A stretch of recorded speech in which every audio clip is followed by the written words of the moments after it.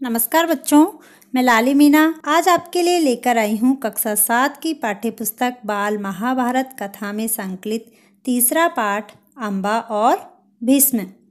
भीष्म नाम से आप पहले से ही परिचित हो। देवव्रत का नाम ही भीष्म पड़ा था।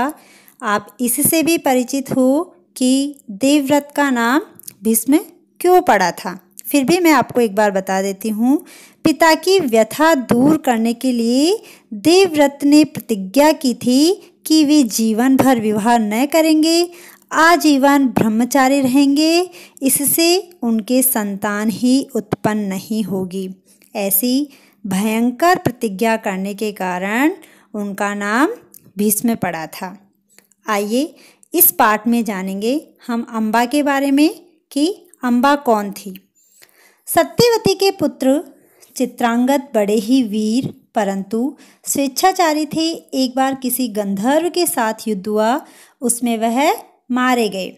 उनके कोई पुत्र न था, इसलिए उनके छोटे भाई विचित्रवीर्य हस्तिनापुर की राजगद्दी पर बैठे। विचित्रवीर्य की आयु उस समय बहुत छोटी थी, इस कारण उनके बालिग होने तक राजकाज भीष्म को ही संभालना पड़ा। सत्यवती कौन थी? सत्यवती राजा शांतनु की दूसरी पत्नी, दूसरी रानी थी। उनके पुत्र चित्रांगद थे। वे बहुत बड़े वीर थे लेकिन स्वेच्छाचारी थे। स्वेच्छाचारी शब्द का अर्थ होता है मनमाना आचरण करने वाला। एक बार किसी गंधर्व के साथ जब युद्ध हुआ तो वह मारा गया था। उसकी कोई संतान नहीं थी, तो इसके लिए उनके छोटे भाई विचित्रवीर्य हस्तिनापुर की राजगद्दी पर बैठे। उस समय विचित्रवीर्य बालिग नहीं थे, अर्थात वयस्क नहीं थे, इसलिए राजकाज भीष्म को ही संभालना पड़ा। अब बच्चों, जैसा कि हमने पिछले पाठ में पढ़ा कि भीष्म ने तो क्या प्रतिज्ञा ली थी कि वे राजा नहीं बनेंगे। भीष्म राज सिंहासन के अधिकारी नहीं थे, फिर भी उन्होंने राजकाज क्यों संभाला? क्योंकि जो सत्यवती का बड़ा पुत्र था चित्रांगद, वह युद्ध में मारे गए थे और उनका छोटा भाई विचित्रवीर्य था, वो बहुत छोटा था, इसलिए उनको राजकाज देखना पड़ा। जब विचित्रवीर्य विवाह के योग्य हुए तो भीष्म को उनके विवाह की चिंता हुई। उन्हें खबर लगी कि काशी राज की कन्याओं का स्वयंवर होने वाला है। यह जानकर भीष्म बड़े खुश हुए और स्वयंवर में सम्मिलित होने के लिए काशी रवाना हो गए। देश विदेश के अनेक राजकुमार उस स्वयंवर में भाग लेने के लिए आए थे। राजपुत्रियों को पाने के लिए आपस में बड़ी स्पर्धा थी। स्पर्धा शब्द का अर्थ होता है प्रतियोगिता। क्षत्रियों में भीष्म की प्रतिज्ञा की प्रतिष्ठा अद्वितीय थी। उनके महान त्याग और भीषण प्रतिज्ञा का हाल सब जानते थे, इसलिए जब वह स्वयंवर मंडप में प्रविष्ट हुए तो राजकुमारों ने सोचा कि वह सिर्फ स्वयंवर देखने के लिए आए होंगे। परंतु जब स्वयंवर में सम्मिलित होने वालों में भीष्म ने भी अपना नाम दिया तो अन्य कुमारों को निराश होना पड़ा। उनको क्या पता था कि दृढ़व्रती भीष्म अपने लिए नहीं, अपने भाई के लिए स्वयंवर में सम्मिलित हुए हैं। अद्वितीय शब्द का अर्थ होता है जिसका जैसा दूसरा न हो, अर्थात जो भीष्म की प्रतिज्ञा की प्रतिष्ठा थी वह अद्वितीय थी। उनके इस महान त्याग की और भीषण प्रतिज्ञा के बारे में सब जानते थे, इसलिए जब वो वहाँ पर जाते जहाँ स्वयंवर हो रहा था, वहाँ प्रविष्ट होते हैं, अंदर जाते हैं, तो राजकुमार ये सोचते हैं कि ये केवल स्वयंवर देखने के लिए आए हैं। लेकिन जब उन्होंने वहाँ पर अपना नाम लिखवाया स्वयंवर में सम्मिलित होने वालों में, तो सब लोग निराश हो जाते। जहाँ जो उपस्थित लोग थे, वहाँ पर जो राजकुमार थे, वो निराश हो जाते हैं, क्योंकि वे जानते थे भीष्म की बहादुरी के बारे में, वीरता के बारे में, कि अगर भीष्म स्वयंवर में सम्मिलित हो रहे हैं तो हमें निराश ही होना पड़ेगा। लेकिन वो ये नहीं जानते थे कि ये अपने स्वयं के लिए नहीं, अपने भाई के लिए यहाँ पर आए हैं। सभा में खलबली मच गई। चारों ओर से भीष्म पर फप्तियाँ कसी जाने लगी, माना कि भरतवंशी भीष्म बड़े बुद्धिमान और विद्वान हैं, स्वयंवर से इन्हें क्या मतलब। फप्तियाँ शब्द का अर्थ होता है व्यंग्यपूर्ण बातें कहना, यानी चारों ओर से भीष्म पर व्यंग्यपूर्ण बातें कसी जाने लगी। वे सब कहने लगे कि भीष्म बड़े बुद्धिमान और विद्वान हैं, लेकिन स्वयंवर से इन्हें क्या मतलब है, क्योंकि इन्होंने तो प्रतिज्ञा की हुई है कि वे कभी विवाह ही नहीं करेंगे। इनके प्रण का क्या हुआ? जीवन भर ब्रह्मचारी रहने की इन्होंने जो प्रतिज्ञा की थी, क्या वह झूठी थी? इस भांति सब राजकुमारों ने भीष्म की हंसी उड़ाई। यहाँ तक कि काशीराज की कन्याओं ने भी भीष्म की तरफ से दृष्टि फेर ली और उनकी अवहेलना सी करके आगे की ओर चल दी। काशीराज की कन्याएं कौन? जिनका स्वयंवर हो रहा था, उन्होंने भी अवहेलना सी अर्थात उनका निरादर किया। किसका निरादर किया? भीष्म का निरादर किया, क्योंकि वे भी इस बात से परिचित थी कि भीष्म ने तो प्रतिज्ञा ली हुई है कि वे आजीवन विवाह न। भीष्म इस अवहेलना को सह न सके। उन्होंने सभी राजकुमारों को हराकर तीनों राजकन्याओं को बलपूर्वक रथ पर बैठा लिया और हस्तिनापुर को चल दिए। शोभ देश का राजा शाल्व बड़ा वीर था। काशीराज की सबसे बड़ी कन्या अम्बा उस पर अनुरक्त थी और उसको मन ही मन अपना पति मान चुकी थी। बच्चों, मैंने आपको पाठ शुरू करने से पहले बताया था कि अम्बा के बारे में हम इस पाठ में जानेंगे कि अम्बा कौन थी। अम्बा काशीराज की सबसे बड़ी कन्या थी, जिसका नाम अम्बा था। ये तीन बहनें थी, अम्बा, अंबिका और अम्बालिका, जिनका स्वयंवर होने वाला था। जो अम्बा थी वह किससे प्रेम करती थी? शोभ देश का राजा शाल्व से, और उसको मन ही मन अपना पति भी मान चुकी थी। शाल्व ने भीष्म के रथ का पीछा किया और उसको रोकने का प्रयत्न किया। इस पर भीष्म और शाल्व के बीच घोर युद्ध छिड़ गया। भीष्म ने उसे हरा दिया, किंतु काशीराज की कन्याओं की प्रार्थना पर उसे जीवित ही छोड़ दिया। भीष्म काशीराज की कन्याओं को लेकर हस्तिनापुर पहुँचे।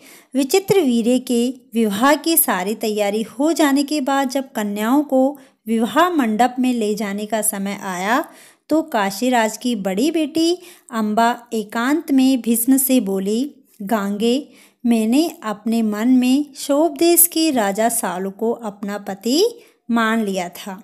अब जब भीष्म तीनों कन्याओं को लेकर पहुंच जाते हैं और वहां विचित्रवीर्य के विवाह की सारी तैयारियां हो जाने के बाद जब कन्याओं को विवाह मंडप में ले जाने का समय आता है तो जो काशीराज की सबसे बड़ी बेटी अम्बा थी वो एकांत में अर्थात भीष्म को अकेले में बोलती है कि गांगे, मैंने अपने मन में शोभ देश के राजा शाल्व को अपना पति मान लिया था। वो अपने मन की बात भीष्म को बताती है।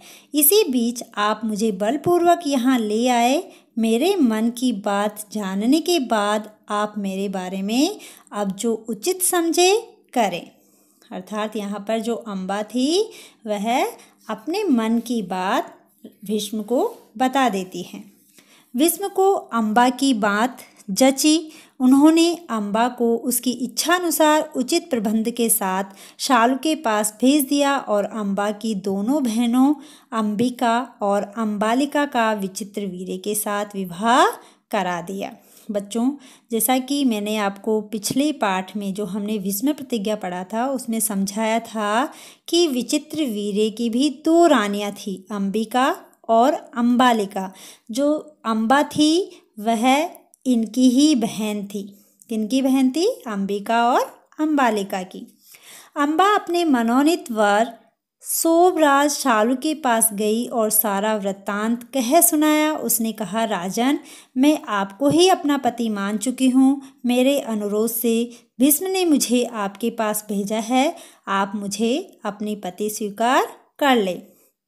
जब अम्बा को उसके पति के पास अर्थात जो शोभ देश का राजा शाल्व था उसके पास भेज दिया जाता है और वह वहाँ पर जाकर राजा को सारी बातें बताती है और उनसे अनुरोध करती है कि वह उसे अपनी पति के रूप में स्वीकार करे। तो जो राजा शाल्व होते हैं वे नहीं मानते हैं।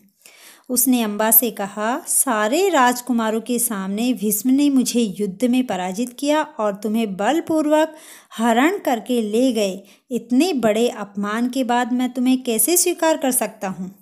हरण कर लेना अर्थात भगा ले जाना, अर्थात उन्होंने उसे स्वीकार नहीं किया पत्नी के रूप में। क्यों? क्योंकि सभी राजकुमारों के सामने जो राजा भीष्म थे उन्होंने राजा शालू को पराजित किया था।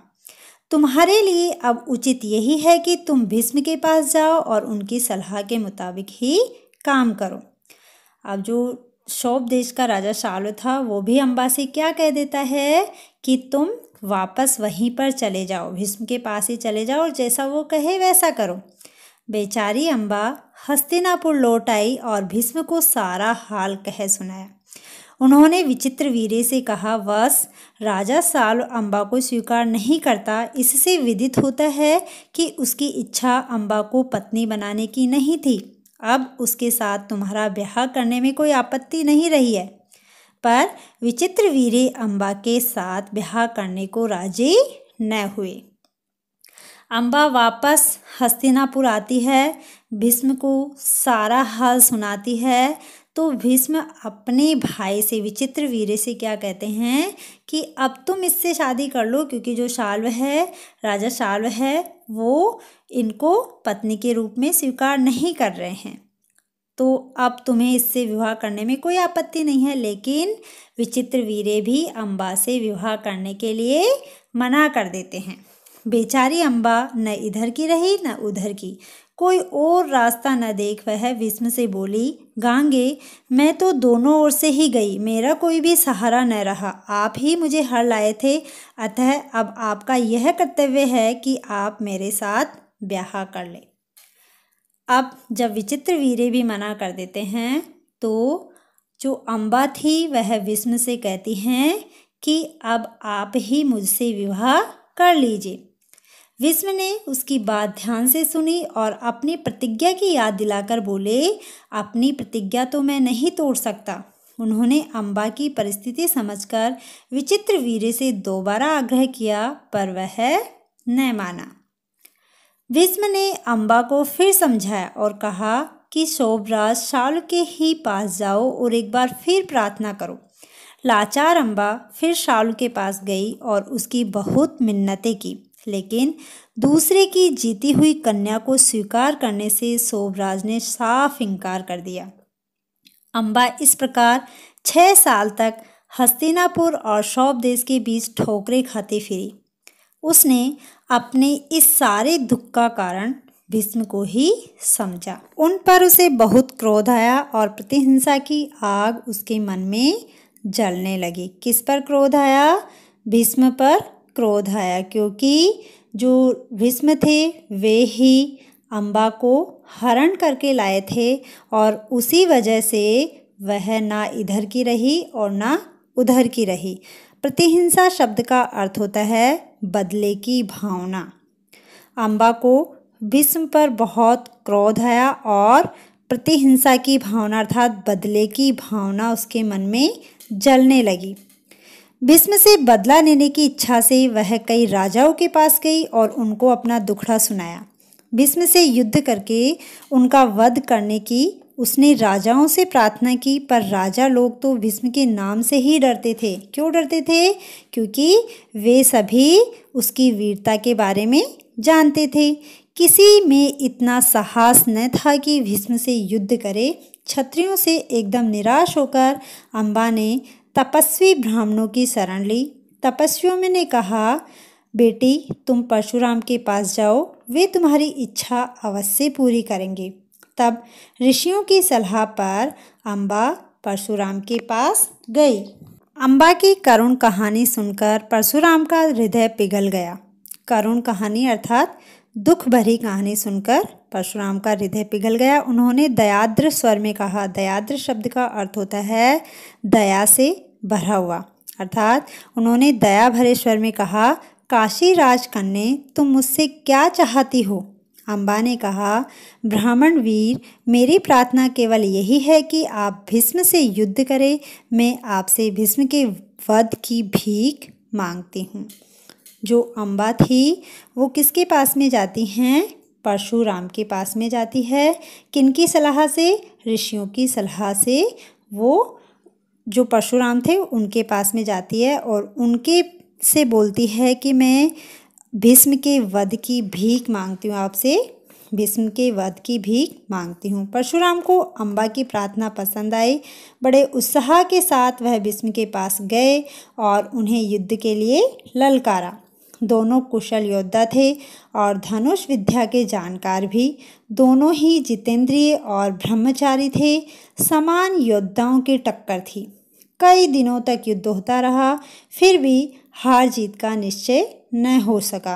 अंत में परशुराम ने हार मान ली और उन्होंने अम्बा से कहा, जो कुछ मेरे वश में था कर चुका, अब तुम्हारे लिए यही उचित है कि तुम भीष्म ही की शरण लो।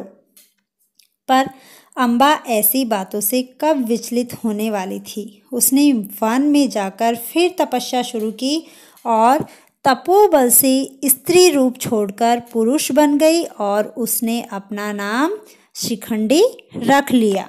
अम्बा जब कहीं से भी सफल नहीं होती है तो अंत में वह वन में जाती है और तपस्या करती हैं और तपोबल से वह स्त्री का रूप छोड़ करके पुरुष बन जाती है और उसने अपना नाम शिखंडी रखा। जब कौरवों और पांडवों के बीच कुरुक्षेत्र के मैदान में युद्ध हुआ तो भीष्म के विरुद्ध लड़ते समय शिखंडी रथ के आगे बैठा था और अर्जुन ठीक उसके पीछे। ज्ञानी भीष्म को यह बात मालूम थी कि अम्बा ही शिखंडी का रूप धारण किए हुए हैं, इसलिए उन्होंने उस पर बाण चलाना अपनी वीरोचित प्रतिष्ठा के विरुद्ध समझा।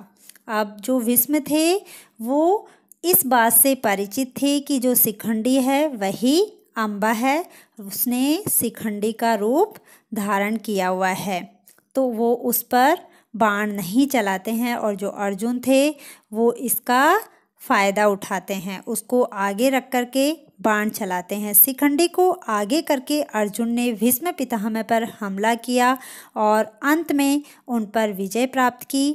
जब भीष्म आहत होकर पृथ्वी पर गिरे तब जाकर अम्बा का क्रोध शांत हुआ।